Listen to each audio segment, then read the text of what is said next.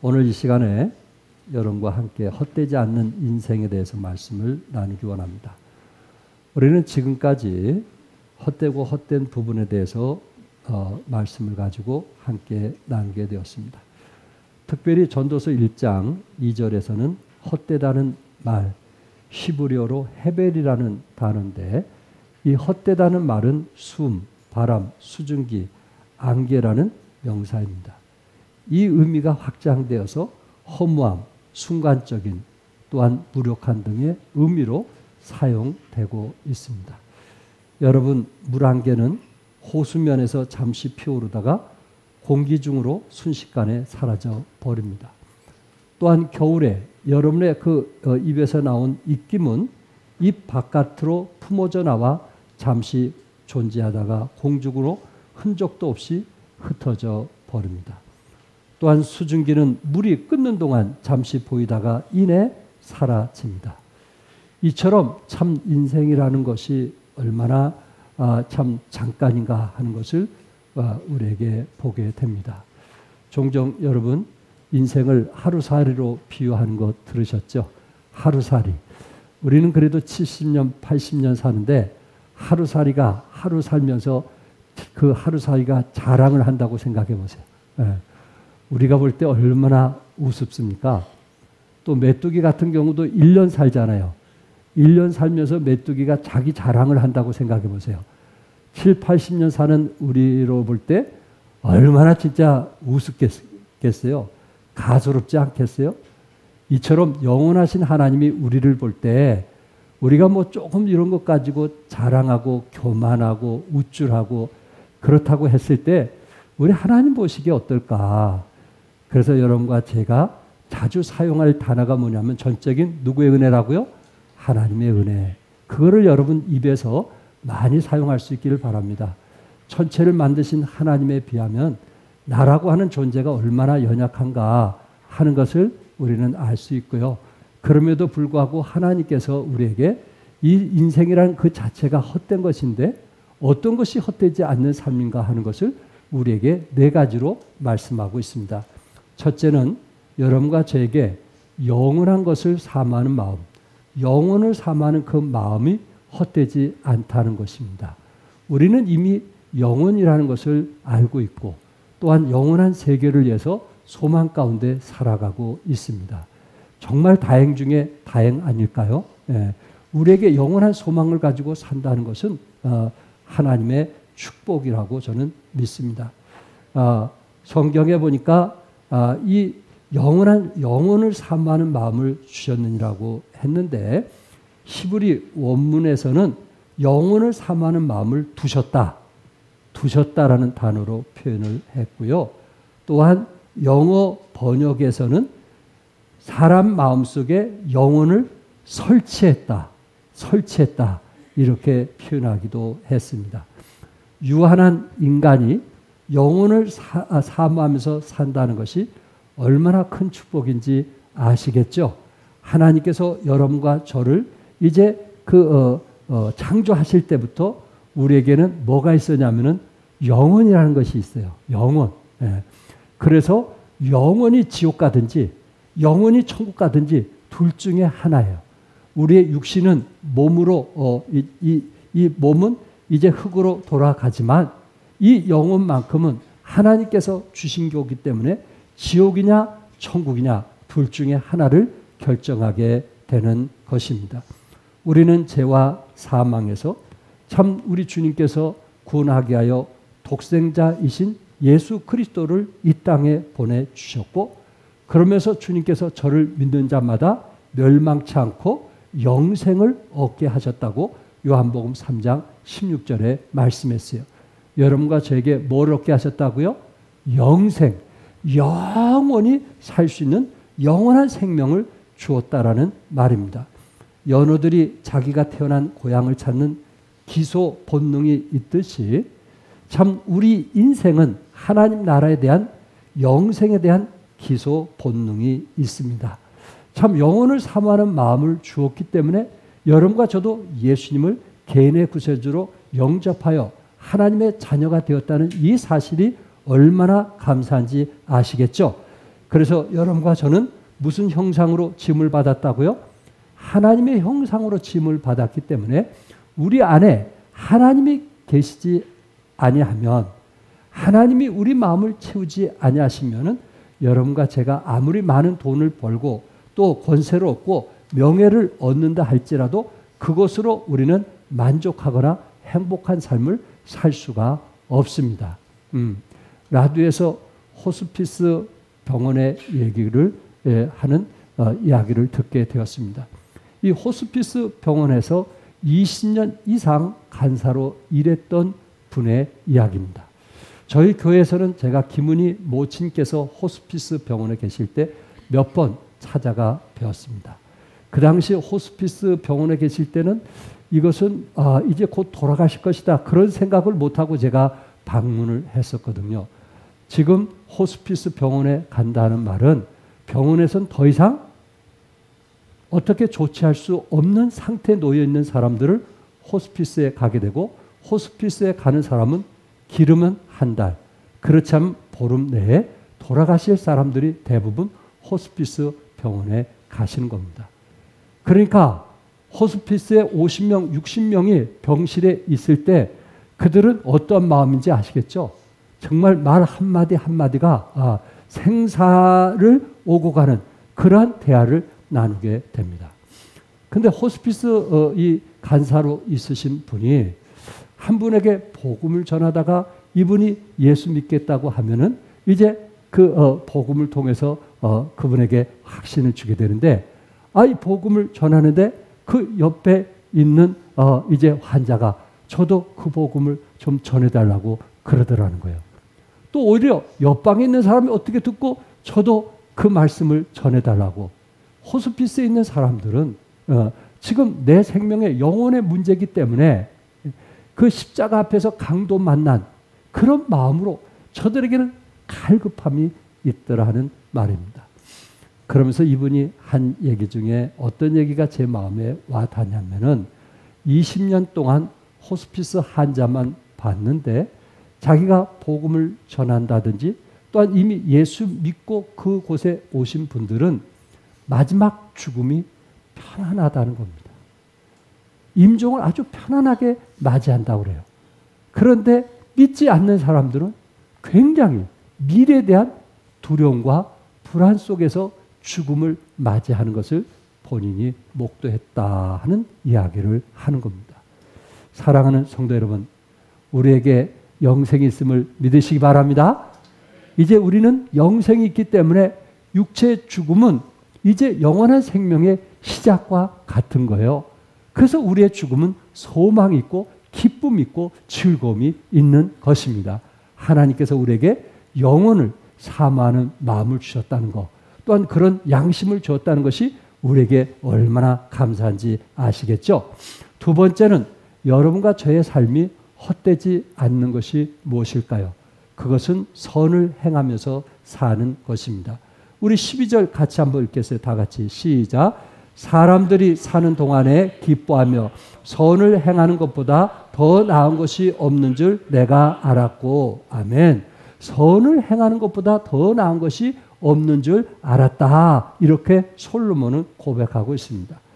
솔로몬은 모든 인생은 헛되고 헛된 것이지만은 자신이 사는 동안 그래도 누군가 다른 사람을 위해서 선을 행한 것, 내 자신의 유익보다는 다른 사람의 유익을 위해서 선을 행한 것, 그것이 우리에게 기쁨이 된다 하는 것입니다. 우리 성도님들 뭐 탁구장이든지 또 이제 골프장이든지 어디에 이렇게 동호회 모임에 가시게 될 겁니다. 여러분들이 그런 모임에 가면 그 안에서도 선한 일을 하는 사람이 있어요, 없어요? 있죠. 대접하는 사람이 있어요, 없어요? 있죠. 그런 사람들 때문에 그 분위기가 더 아름답고 더 기쁨이 있는 것입니다. 예. 사회도 그래요. 교회도 마찬가지예요. 누군가 참 없는 속에서도 선을 행하고 나보다도 다른 사람의 유익을 위해서 희생하는 그런 아름다운 모습들이 있기 때문에 그 교회가 존재하는 거고, 그리고 새로운 영혼들이 그런 모습 속에서 기쁨을 얻게 되고 힘을 얻게 되고 돌아가는 것입니다. 누군가 뭘 행한다고요? 선을 행하는 거예요. 대접을 받기 위해서 교회에 오는 것이 아니고 대접하기 위해서, 섬기기 위해서 이미 여러분들이 집에서 출발할 때부터 내가 다른 사람을 섬기기 위해서 내가 출발한다는 그런 마음으로 올 때에 여러분 안에 진정한 기쁨과 행복이 있으라고 믿습니다. 마태복음 25장 40절에 보면 너에게 이르노니 너희가 여기 내 형제 중에 지극히 작은 자 하나에게 한 것이 곧 내게 한 것이라. 지극히 작은 자 하나에게 한 것이 곧 누구에게 한 것이라고요? 내게 한 것이라. 내게 한 것이라. 아멘요?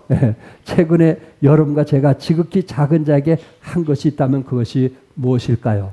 우리 부목사님이 이제 우리 청년들을 데리고 선교 여행을 떠날 때 그 중국 분들을 위해서 식사 대접하고 격려하고 세워준 거. 여러분들이 그 후원한 그 물질, 여러분이 기도한 이제 그 힘으로 이제 무사히 다녀온 그 선한 일이 아닐까라는 생각을 해보게 됩니다. 지극히 작은 자 하나에게 한 것이 곧 누구에게 한 것이라고요? 내게 한 것이라. 예수님에게 한 것이라는 말씀입니다. 우리가 많이 있어서가 아니에요. 많은 것을 가져서 그런 것이 아니에요. 성령께서 정말 그 일에 동참하도록 같은 마음을 주었다는 것이 얼마나 감사한지 아시겠죠? 우리 성도님 가운데는 목사님, 제가 저보다 더 못하고 어렵고 힘든 사람을 위해서 남은 생에 좀 살고 싶고 또한 그분들의 필요를 채워주고 싶어요. 그런 분들이 한두 분이 아니에요. 교회 필요가 있을 때 함께 채워주려고 하는 그런 분들이 한두 분이 아니더란 말이에요. 갈라디아서 6장 9절은 고 김무생 목사님께서 우리 후배들에게 늘 주장했던 말씀입니다. 우리가 선을 행하되 뭐하지 말지니 낙심하지 말지니 포기하지 않으면 때가 이름에 거두리라. 여러분과 저는 지금까지 선을 행했어요. 그러면서 성경은 말씀하기를 낙심하지 말고 포기하지 말 것을 말해주고 있습니다. 선을 행하다 보면은 우리는 낙심할 수도 있고 포기할 수도 있어요. 야, 내가 이렇게 했는데, 내가 저렇게 했는데, 야, 내 젊음을 그렇게 바쳤는데 나에게 그럴 수 있어? 그러면서 낙심하고 포기하는 사람이 있을까요? 없을까요? 없으면 좋겠어요. 없으면 좋겠어요. 왜? 때가 이르면 반드시 하나님께서 뭐 하시라고 그랬어요? 거두리라 이렇게 말씀했기 때문에 그렇습니다. 아직 여러분과 제가 때가 안 돼서 거두지 못한 것뿐이니까 좀 참고 인내합시다.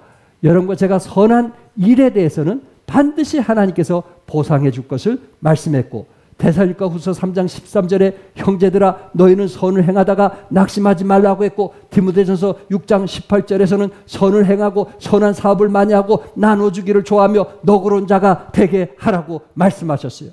선한 사업을 하라고 했어요. 나눠주기를 좋아하라고 했어요. 너그러운 자가 되게 했어요. 뭐한 사람? 너그러운 사람. 사나운 사람이 되지 말고 뭐한 사람? 너그러운 사람이 되라고 했어요. 우리 안에 성령님이 계시니, 우리 안에 성령님이 계시니 모든 것이 전적인 하나님의 은혜니 너그러운 사람이 되고 나눠주기를 좋아하며 선한 사업을 하고 선한 일을 행하라고 말씀을 했습니다.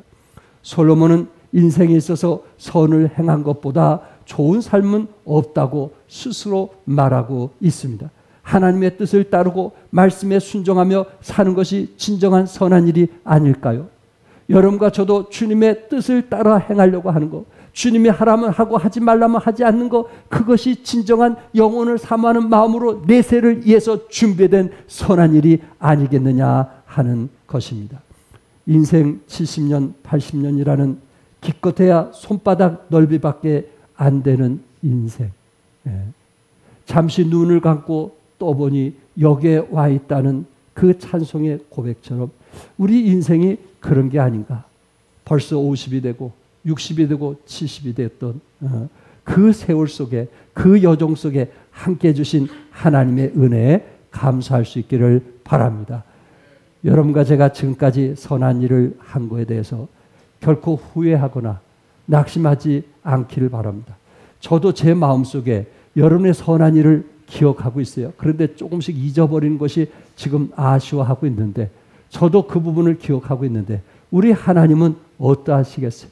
여러분의 선한 일을 정말 기록하고 있지 않겠느냐 하는 것입니다. 성경에 한 번 죽는 것은 사람에게 정한 것이요 그 후에는 뭐가 있다 그랬어요? 심판이 있겠다고 했어요. 또한 하나님은 모든 행위와 모든 은밀한 일을 선악간에 심판하시겠다고 했습니다. 하나님은 은밀한 일을, 여러분들이 은밀하게 선하게 산 것을 하나님께서 기억하고 상으로 갚아주시겠다고 말씀을 했습니다. 1977년 미국 최대 부였던 하워드 휴지라고 하는 사람은 이 세상을 떠나게 되었습니다. 그는 할리우드 영화 제작자이며 항공 및 엔터테인먼트 등 다양한 분야에서 활약한 사업가입니다. 특별히 그는 석유 재벌 하워드 휴즈 시니어로부터 천문학적 액수의 재산을 물려받은 세계적인 억만장자였습니다. 약 12조 원이라는 막대한 재산을 가지고 있었는데 그가 죽기 전 10년간 호텔에서 외롭게 살다가 죽었다고 합니다. 수차례 비행기 추락사고로 인한 후유증이 있었고요. 또한 대인 기피증이 있었고요. 또한 우울증으로 힘들어하던 그는 외부와 단절된 노년을 보냈다고 합니다. 그렇게 많은 돈을 가지고 있으면서 그는 호텔에서 죽음의 원인을 보았더니 영양실조로 죽었다고 합니다.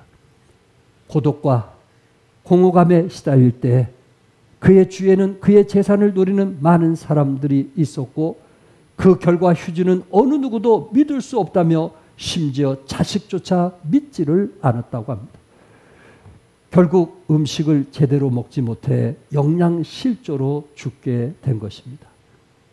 12조 원 있으면 행복해야 되지 않나요? 12조 원 있으면 정말 즐거워야 되지 않나요?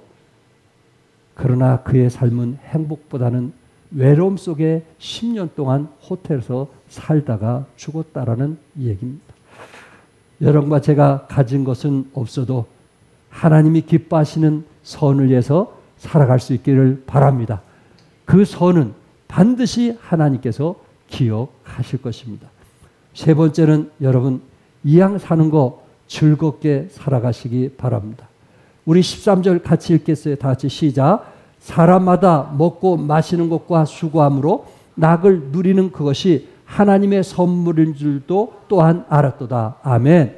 여러분과 제가 먹고 마시고 수고하는 것이 이것이 낙이란 말이에요. 이거는 누구의 선물이라 했어요?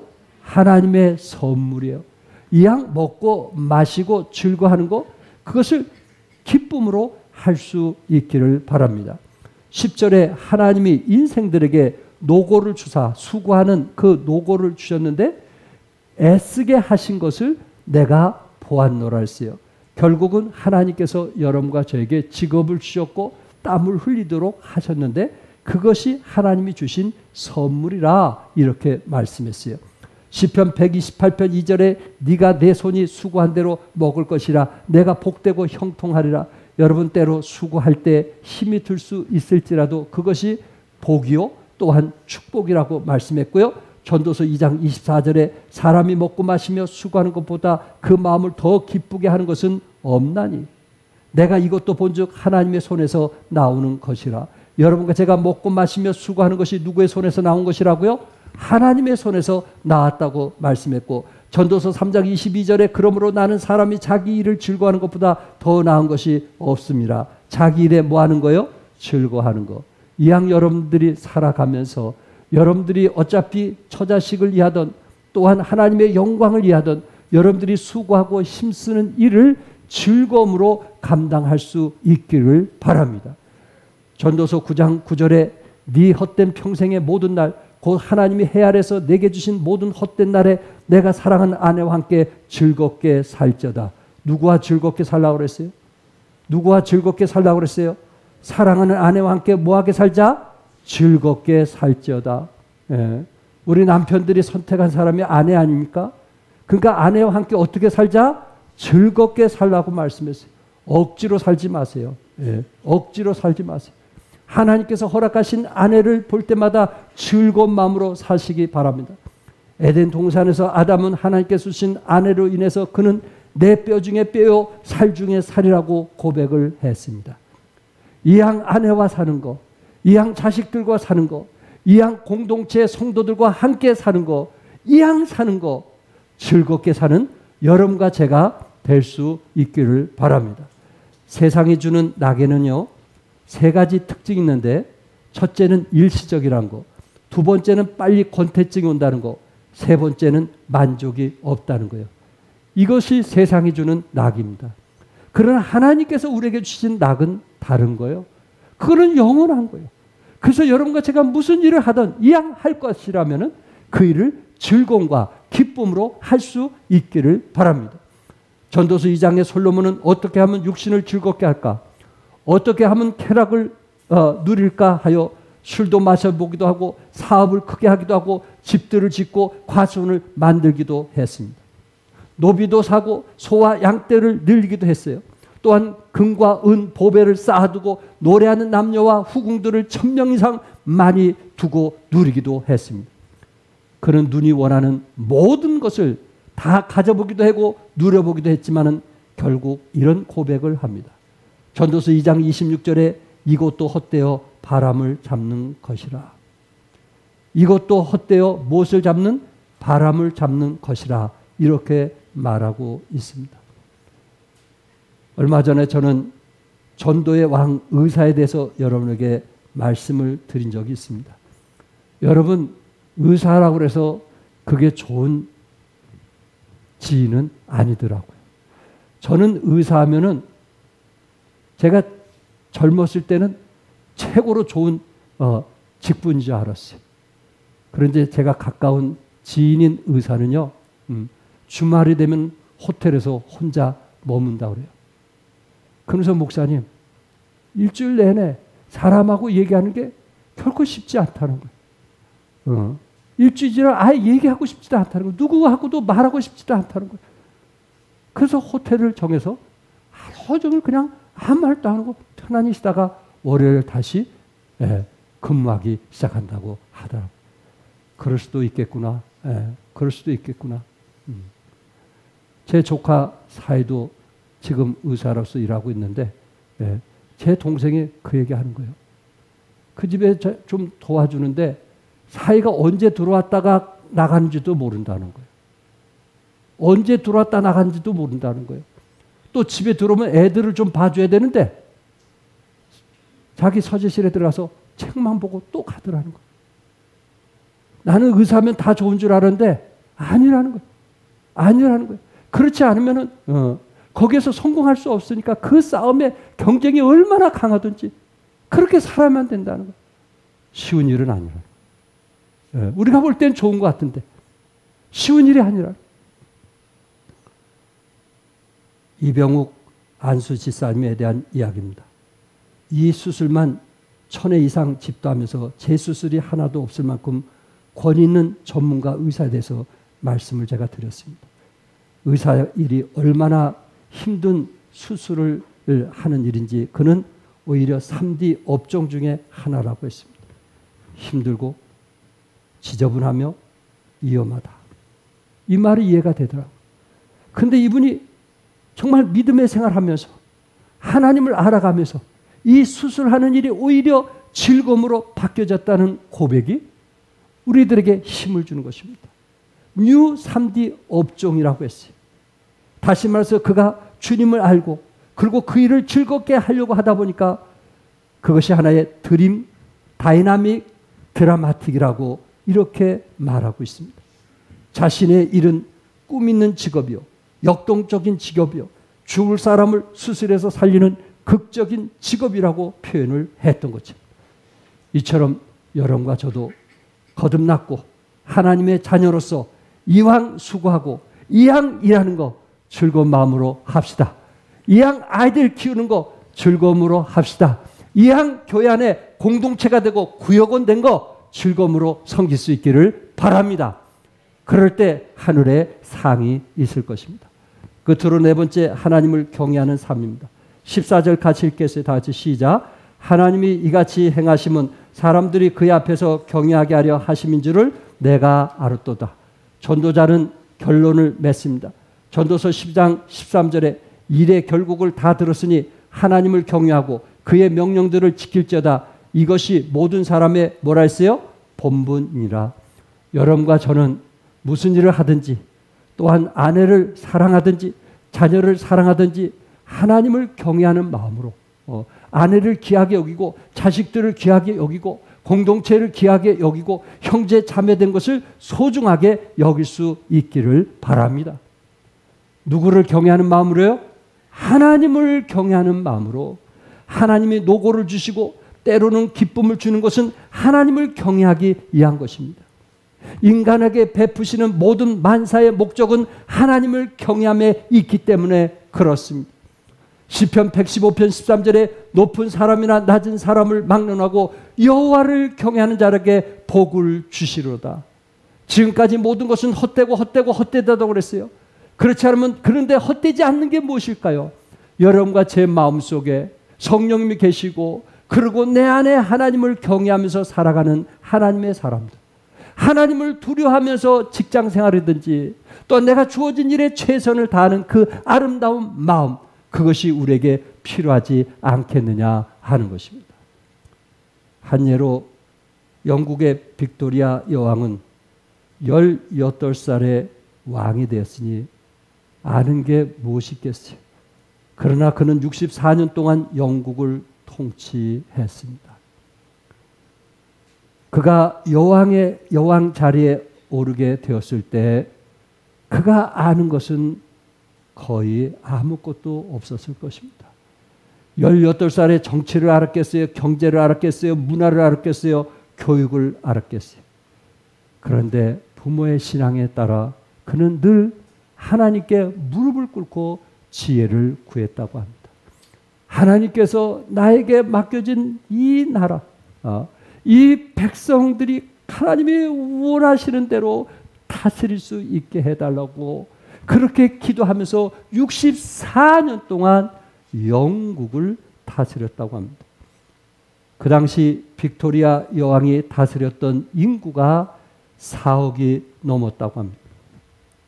많은 사람들이 여왕에게 어린 나이임에도 불구하고 어떻게 그 영국을 이렇게 잘 다스릴 수 있는 비결이 무엇이냐고 물었을 때 그 놀라운 진리는 하나님의 말씀으로부터 나왔다고 고백하고 있습니다. 하나님을 경외하는 마음으로 살았기 때문에 오랫동안 나라를 다스릴 수 있었다는 것입니다. 사랑하는 성도 여러분, 이 세상의 모든 것은 헛된 일이지만 그러나 헛되지 않은 것이 있다는 거 기억하시기 바라고 영혼을 위해서 살아가는 여러분과 제가 되시기를 주님의 이름으로 축복합니다. 기도하겠습니다. 성령이 인도하신 대로 반주에 맞춰서 기도해 주시기 바랍니다.